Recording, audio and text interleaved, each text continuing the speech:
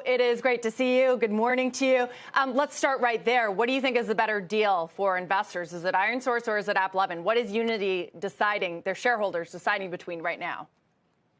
Yeah, look, I think it's important to provide a little bit of context for why these deals are even in play. When we think about what's happening with the gaming space in general, we've seen the mobile usage of games surpass the traditional console-based and PC-based gaming.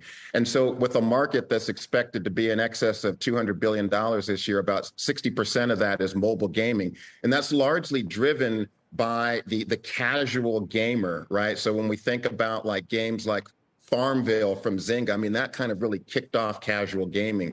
And so what the developers and publishers are looking at is a mix shift of revenues. So historically, most of the revenues come from a very small percentage of the users. It can be as small as 1% of mobile gaming users that are making in-app purchases.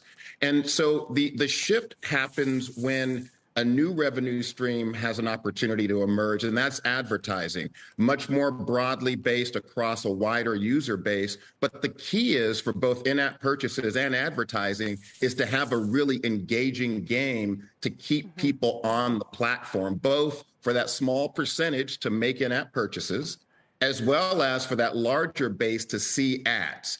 And the combination of these two makes a lot of sense, whether it's, ironSource or whether it's going to be AppLovin. Both of those platforms offer the ability to monetize. AppLovin, I think does, in your words, Deidre, see this as a threat enough to actually push them forward, because developers could look at this as a one-stop shop. I can create engaging games using the Unity engine, and then I can layer on top the ability to have monetization. Yeah. And I get a better feedback loop if both of those are together, because I can understand what tactics that I'm using to develop the games to make them engaging is translating into the revenue.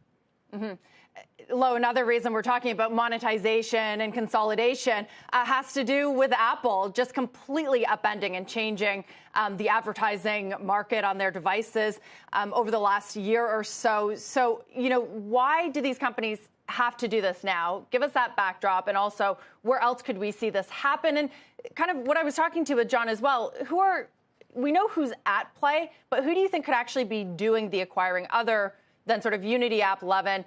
Could a Google get involved? Could a Microsoft, even though it's already looking at another massive target?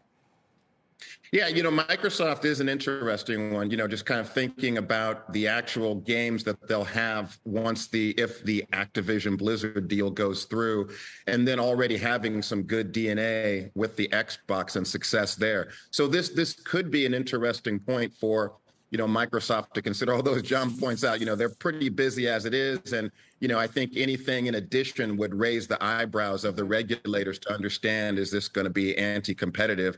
But yes, I believe all of the advertising players could actually have a look at this. As John points out, thinking about where the other creator aspects are and what tools they're using. So Adobe could even be an interesting play. But look, what we do know is that a lot of the learnings from gaming translate very well into other applications. And so I think we could see a much broader suite of services that could plug in gaming as one aspect and really advertising as the core. So I think, yes, those players that are deep in the advertising space could actually look at this and at least keep track of it to see whether or not it might make sense. And yeah, look, I mean, at the end of the day, these moves by Apple to be able to really focus in on privacy really limits the amount of data.